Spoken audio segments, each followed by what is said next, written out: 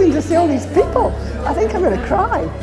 Ladies and gentlemen, welcome Gillian Douglas. Thank you. Thank you. It's wonderful to be here. And I'm going to talk to you about, first of all, who am I?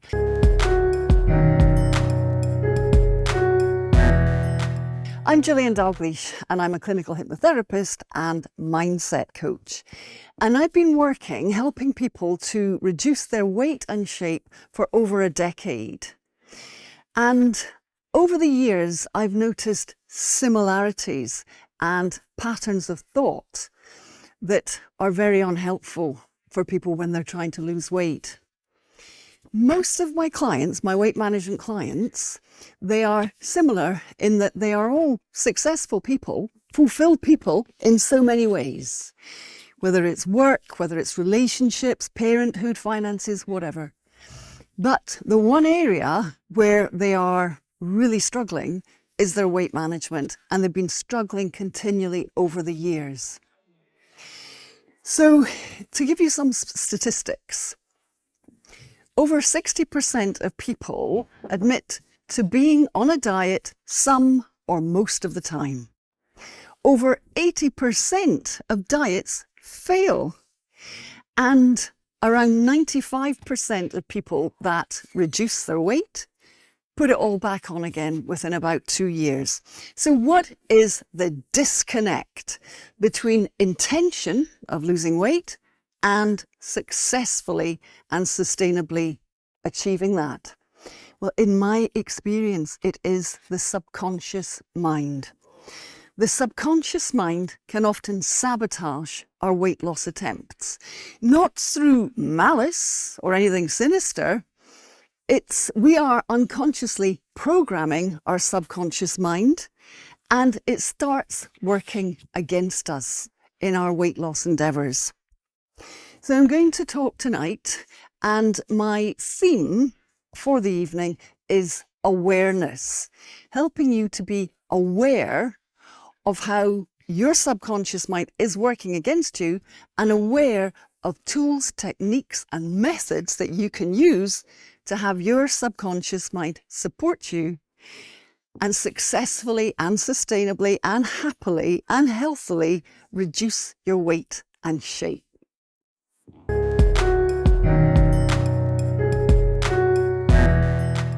So, what is subconscious sabotage? It's when we are unwittingly directing our thoughts negatively, directing our thoughts to what we don't want, not what we do want. So let me give you an example of how this works with the subconscious. Everybody in the room, don't think about a red balloon. What are you thinking about? A red balloon. You can't help it. Don't think about a blue elephant. What are you all thinking about? Yes, you've got it. Lots of nodding heads. A blue elephant. Now this is because the subconscious mind has difficulty in processing a negative. Don't, not, and no. It doesn't really hear that. So, if you're saying to yourself, I don't want to be overweight, what your subconscious mind is hearing is, I want to be overweight. And how ridiculous is that? That's not what you want. It's the last thing you want. But that's what you're signaling to your subconscious mind. So the trick here is to change your language, to invest in the positive. Something like, I am in the process of reducing my weight and shape.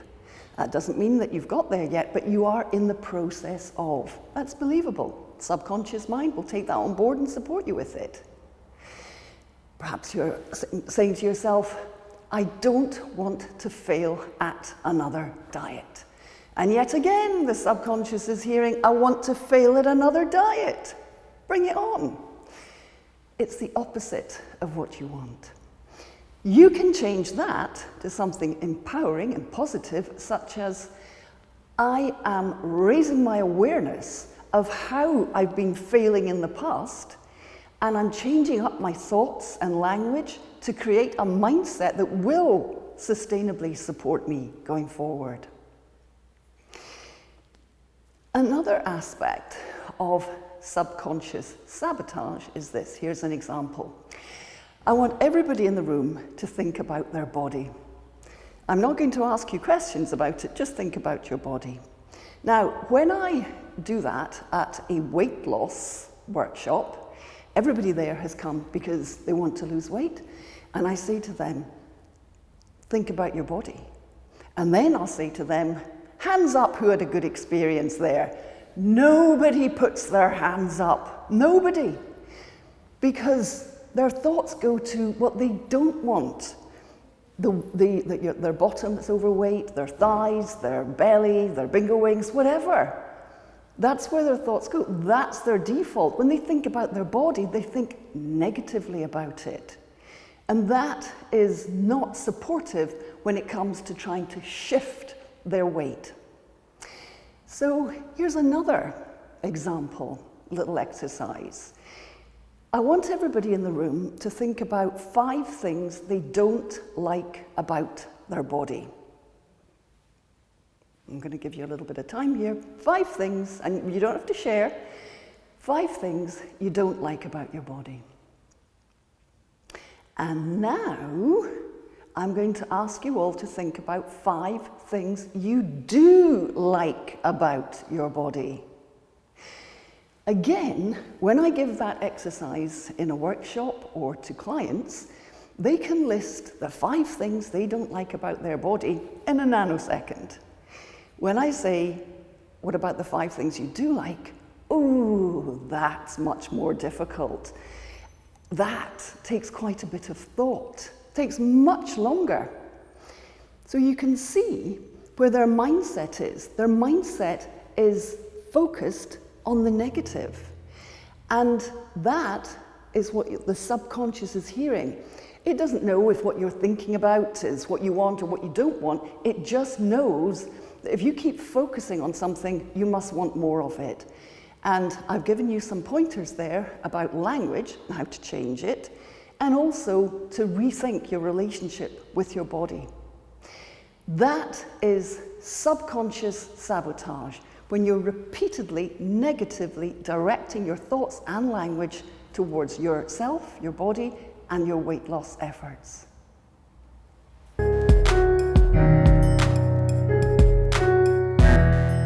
Let's now look at how does the subconscious work. If you can imagine an iceberg, and there's 10% of that iceberg above the water, and 90% of the iceberg is below the water. That 10% is your conscious mind, the 90% is your subconscious mind, and it is 1,000,000 times more powerful than your conscious mind. Your subconscious mind is your driver for most of your impulses, such as when you go to sleep at night, it's your subconscious mind that's keeping you breathing. If you go into a room and the light changes, it's the subconscious that will alter your pupils. And the subconscious mind is awake 365, 24/7. It never sleeps. It also holds all your memories and your thought processes, etc. And it chooses what thoughts to send to the conscious mind. Now, another thing about the weight loss clients that I have that is similar with all of them is that they obsess about food. When they're not working or doing something that requires their conscious attention, they're thinking about food. Oh, I wish I hadn't eaten that. Oh, if I eat this, then I won't eat that. Oh, I shouldn't have done that. How can I negotiate that? And it's the whole talk, self-talk, about negotiating with themselves about what they're going to eat, or what they're not going to eat, or what they shouldn't have eaten. And in addition to that, there's all the remorse talk. Oh, I feel rubbish. Oh, I feel rotten. I shouldn't have done that. I can't do this. I'll have to give up. That's good. I'll give up. I'll start again on Monday. And I know that all my resilience will be back by then and everything will be fine. That is typical self-talk with people that are upset that they can't reduce their weight and shape sustainably. They keep yo-yo dieting. So in hypnotherapy terms, there's something called cognitive dissonance. And that is to do with the fact that in your conscious mind, you know perfectly well how to lose weight. But in your subconscious mind, it's not agreeing with that. Your subconscious mind has got beliefs that you actually don't want to lose weight. And the subconscious mind is often driven by the thoughts that we have in our conscious mind. All that negative thoughts, the thinking that I was telling you about. Your subconscious mind is your loyal, faithful, non-judgmental servant. And it doesn't know if what you're thinking about is something that you want or that you don't want. It just knows that you keep putting your attention there, and therefore, and it loves you, it's your servant, and it's very tunnel visioned, this part of it, the sabotage. It thinks that's what you want because you keep putting your mindset there, so it gives you more of it. So that is cognitive dissonance, when the conscious mind knows something, but the subconscious mind is sabotaging the positive intent in the conscious mind. So, I'm going to have a little drink.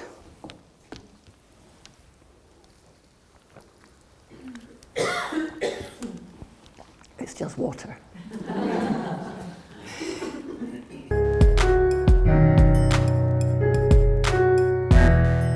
I want to speak to you now about why I wrote this book.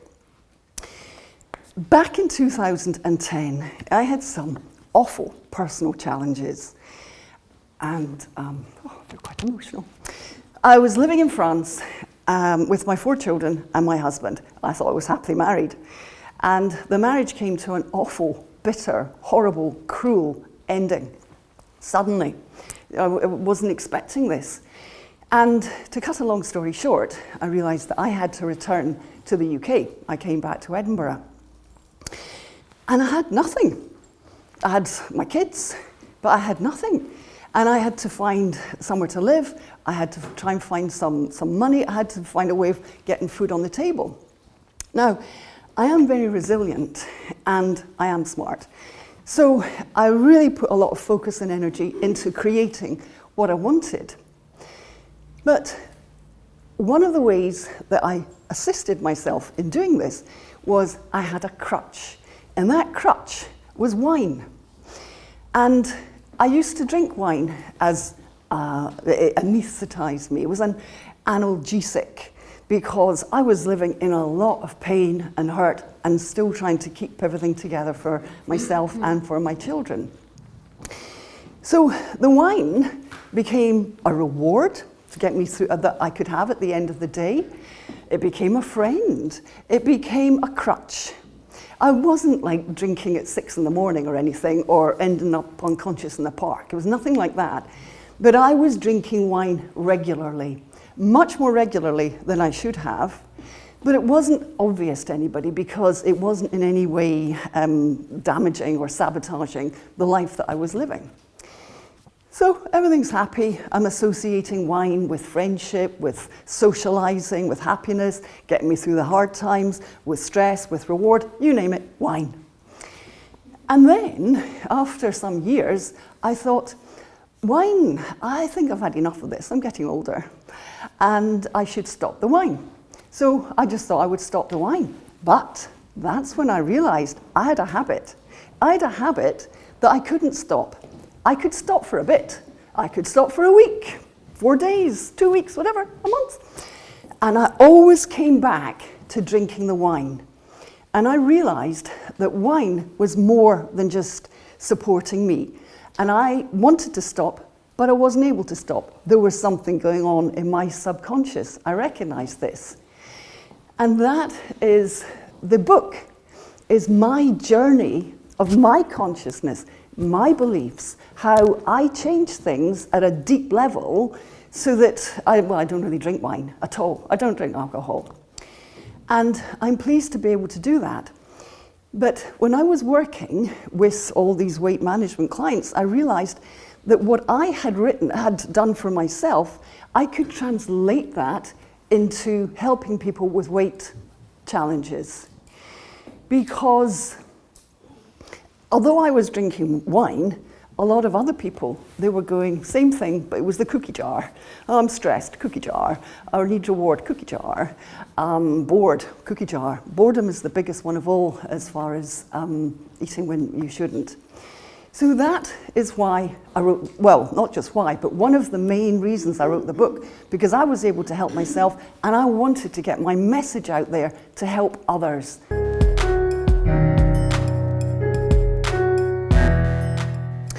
The first chapter of the book is about your beliefs. And there are 3 whys in the first chapter.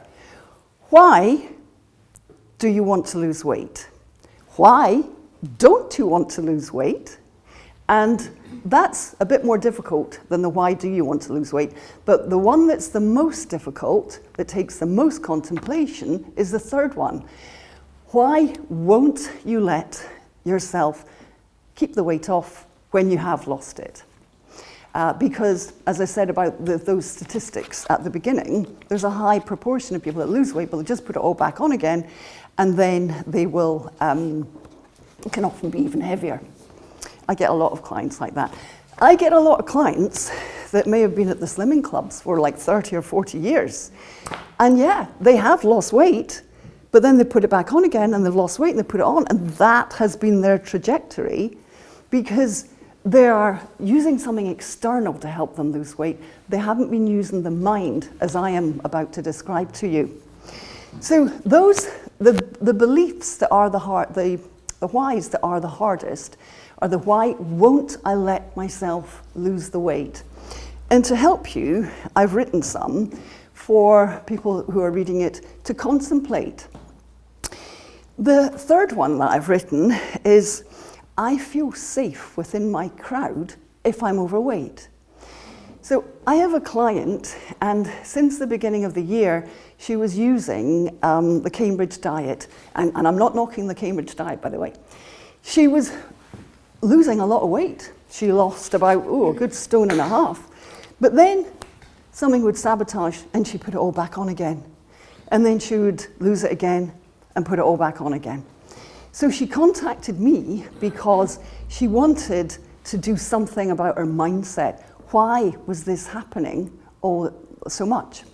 So she worked with me, she lost the weight, and then one day somebody said to her, "Oh, Jane," not that that's her real name, "Oh, Jane, haven't you lost a lot of weight? You're looking fabulous." And Jane's like, "Oh my God, somebody's noticed me. I'm not part of the crowd anymore." And a lot of people don't want to be out with the crowd. That herd instinct. You're safe within the herd, because if you go out there, Mr. Lion could find you. And she realized that the sabotage was coming from the mindset that she wasn't part of the crowd anymore, so she wasn't relating. And when she realized that, that was her light bulb moment. That's what we really started working on. I have another client, her name can be Fiona, and about 13 years ago, she stopped having children and she'd put on a lot of baby weight.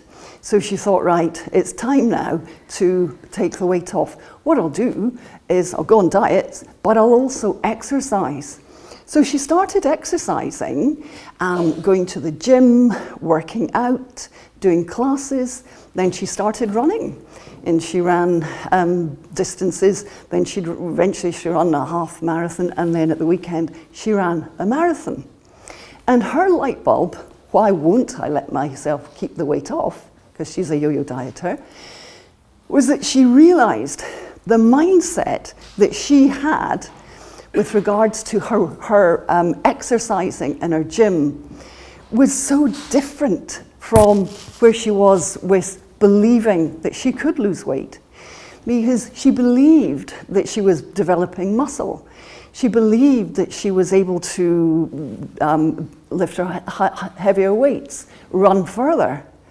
But she had no belief that she could lose weight. She hadn't been using this muscle, the mind muscle, and she was still at the starting gate when it came to trying to lose weight. And she was in a state of fear over this. She thought, how is this ever going to change? Well, now it has, because now she's able to read in my book and work with me and find ways where she can now resolve the disparity between how she felt about her exercise and how she felt about losing weight.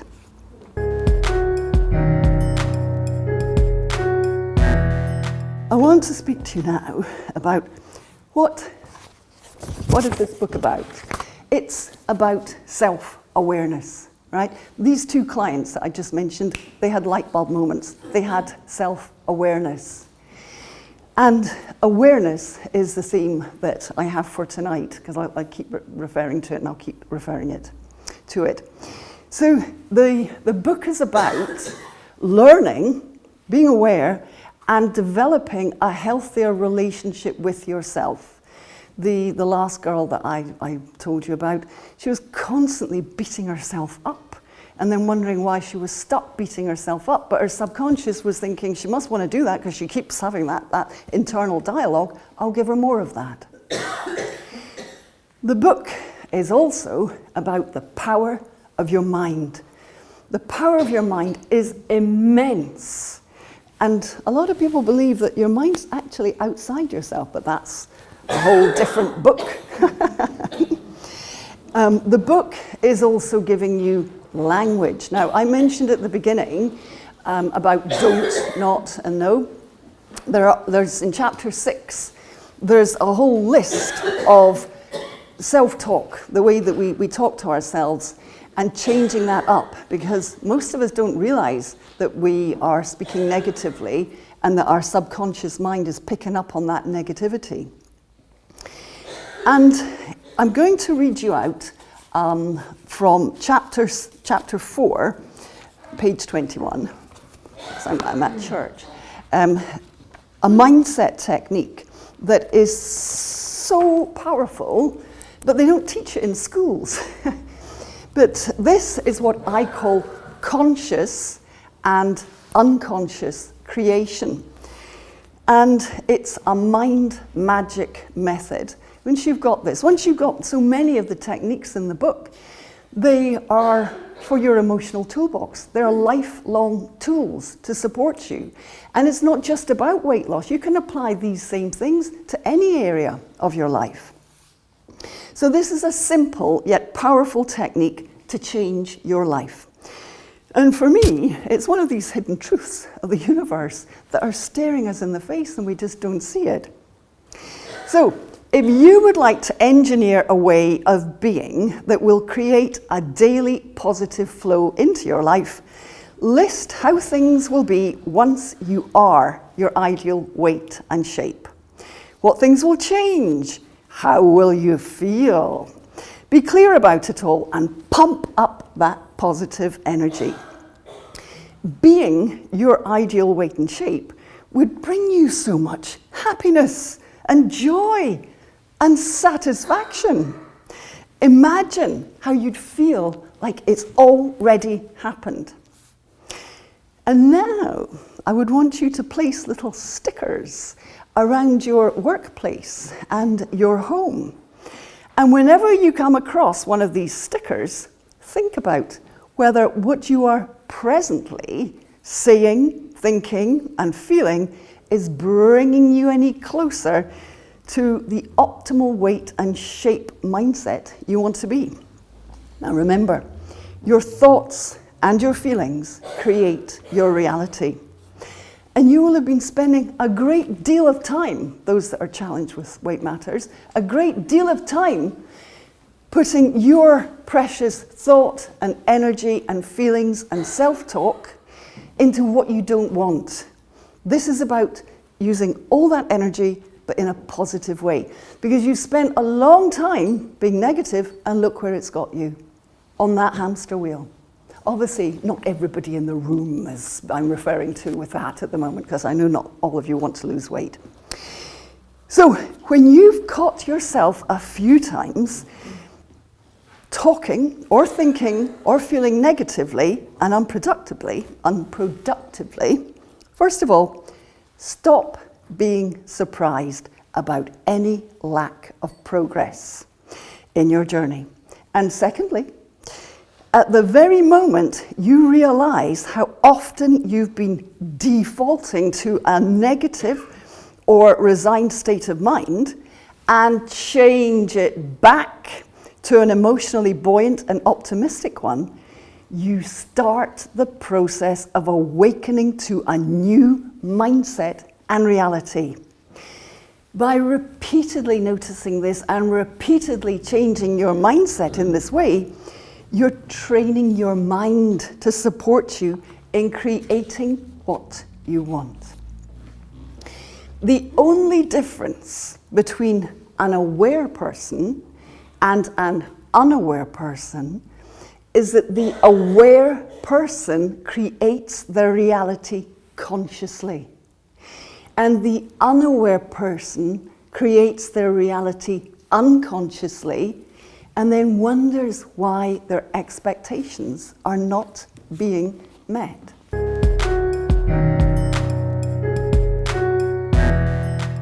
What will you learn from the book? Number one, awareness. Awareness of how you've been keeping yourself stuck. Number two, the power of your mind and how to use it. Three, ways of creating new thought patterns and behaviors to sustain your weight loss. And four, you're going to discover your best friend. Now, you may have best friends, but supposing one day you told your best friend, like a real best friend, physical best friend, oh, do you know what? I just raided the kitchen cupboards. I ate everything that I possibly could. I feel rubbish. I've been trying to lose weight and now I'm back on the treadmill. Oh, this is so awful. Well, if your friend turned round to you and said, oh my God, that is awful. That's shocking.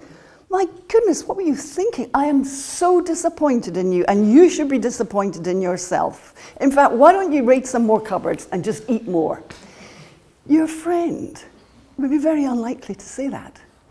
They would be giving you the language of support. However, is that your language? Is that your hidden language? Because if your friend said that to you, you would be shocked. Your relationship would be damaged, diminished, and you'd feel pretty low. But we think that that's going to make us feel, rap on the fingers, back of the hands, and that will keep us in the right path. It's the opposite. It's the opposite.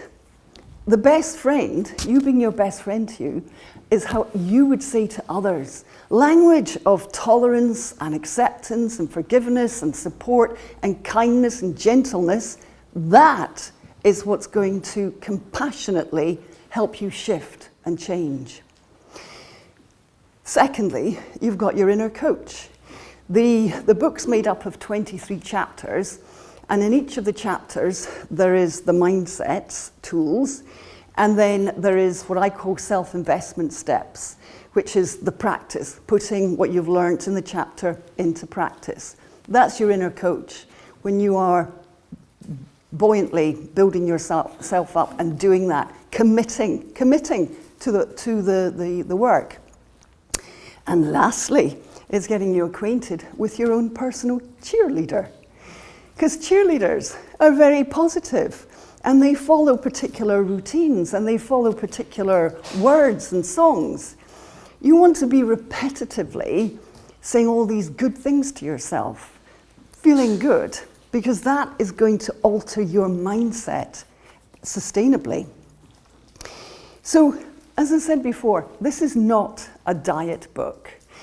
Diets have a lifespan, a beginning, a middle, and an end. And often the end ends in tears. And in actual fact, most people do not associate diets with long-term weight loss. This book is a life book. It's about lifestyle changes and life changes that you can sustain across the board. As I said to you before, it's not about dieting, it's about your relationship with yourself.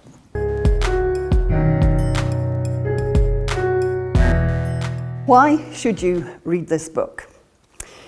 Well, first of all, because you've realized that willpower, discipline, and self-control are finite. They don't last. The weight loss journey can be quite a long one, and there can be bumps in the road. And willpower, it's like a white knuckle ride. It's only going to last so long, and then it's like, oh, that happened. I need reward, or I need something to comfort me. Bring me the cookie jar. You're ready to read this book if you are a yo-yo dieter that's absolutely fed up with that. And you have tried so many diets under the sun, and you're still not the weight and shape you want to be.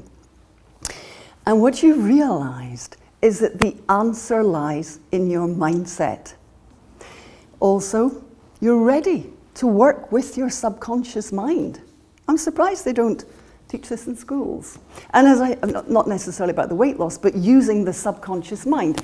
Because as I said before, it doesn't end with weight loss. It is across the board with so many different aspects of your life.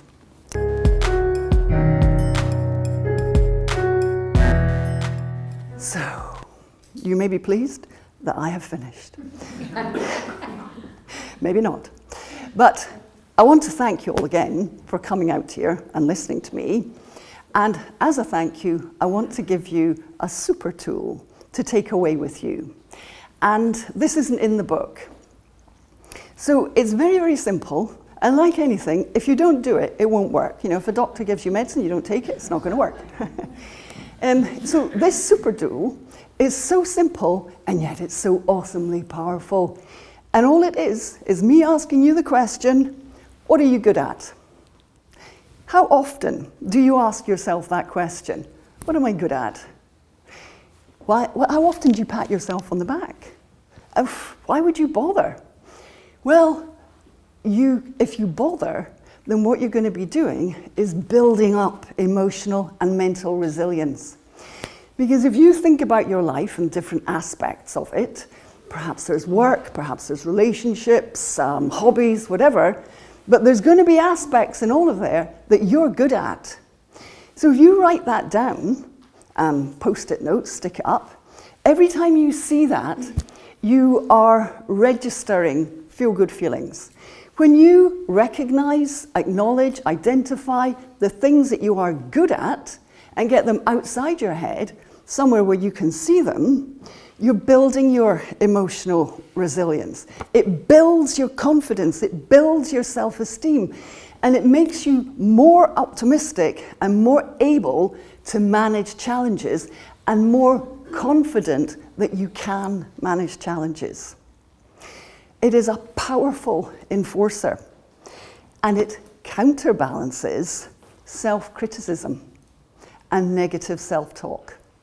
Just by asking yourself, what am I good at? And listing it. So, we have now come to the end. And again, may I thank you for listening. I'm happy to take questions now, if you have any.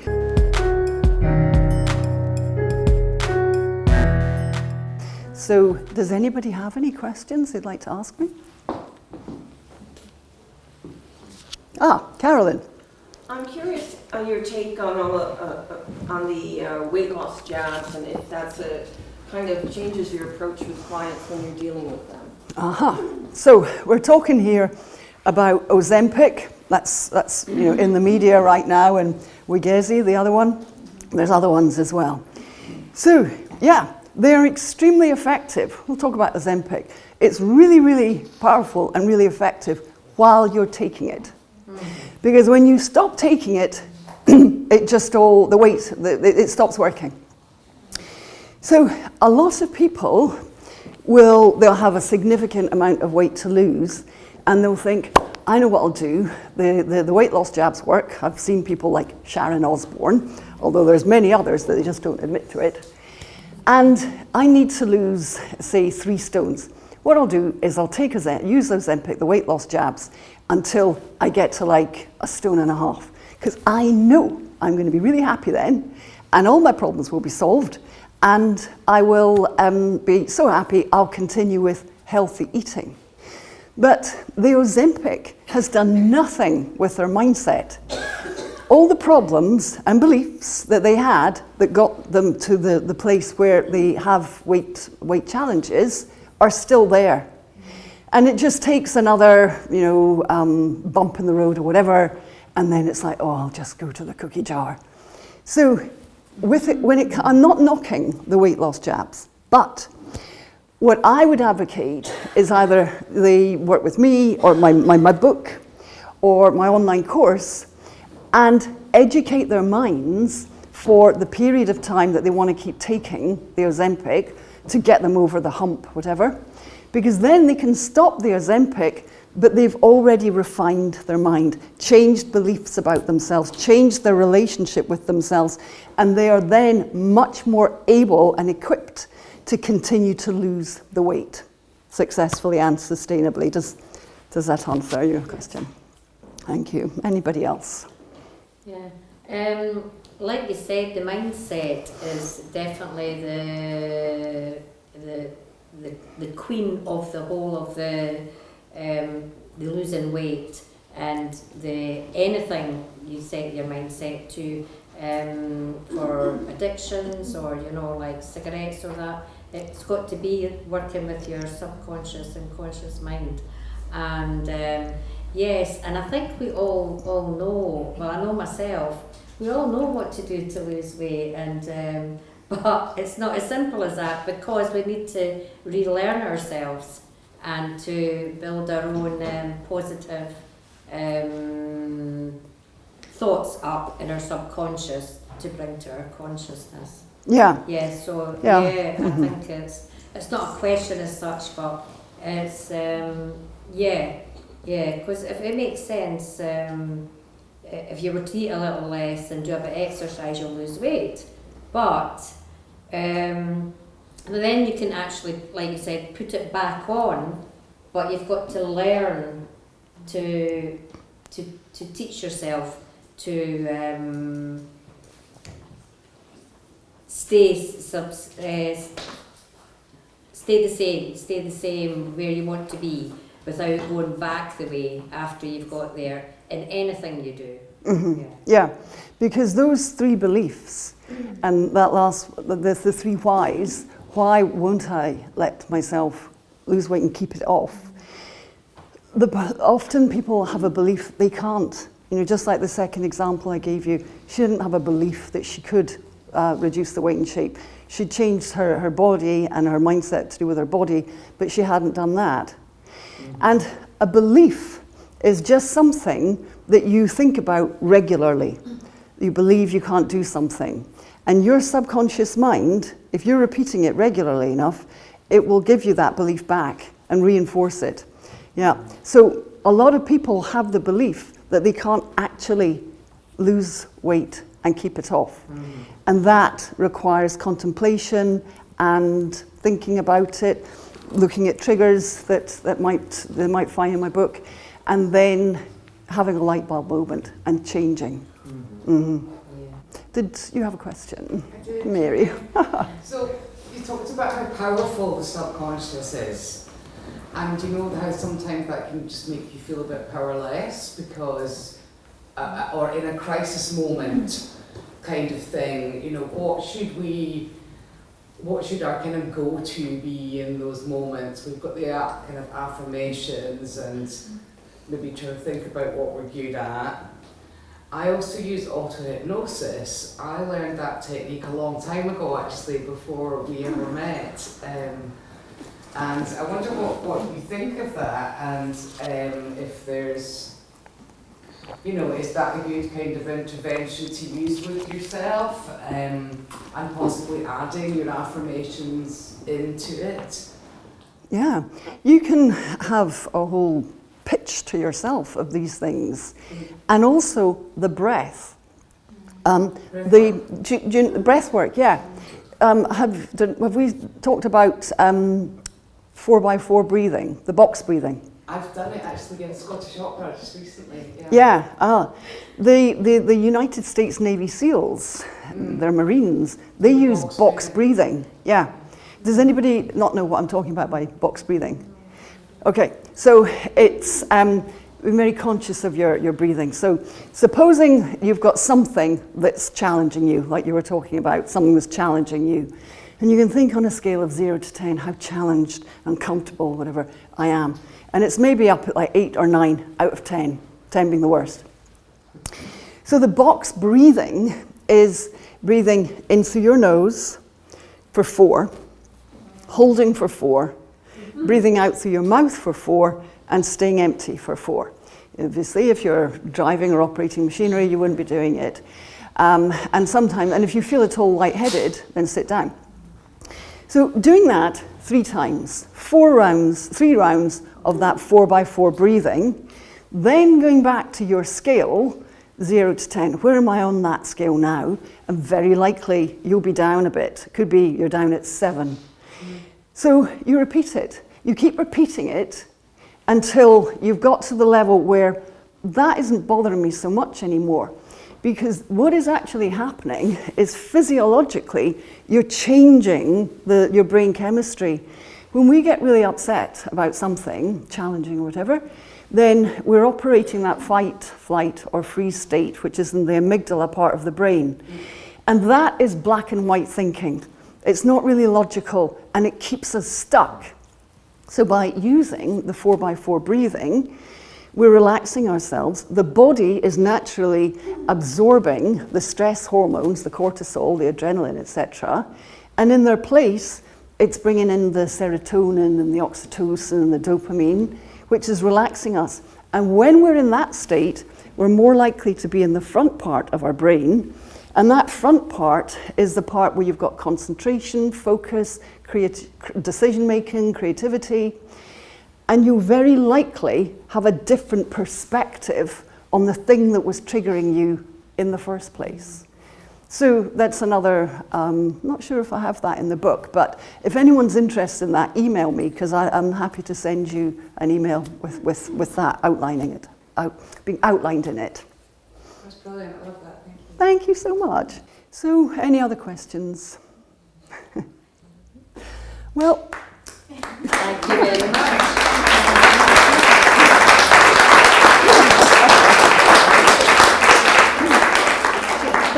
sorry. Sorry, well, there's a question. Have you got any other books in the pipeline? I do indeed, yes. The next book is in production, and it's about managing anxiety. And a lot of these same techniques, plus a lot of other ones as well, and that will be published in spring 2025. Yeah. So thanks again, everyone. Thank you.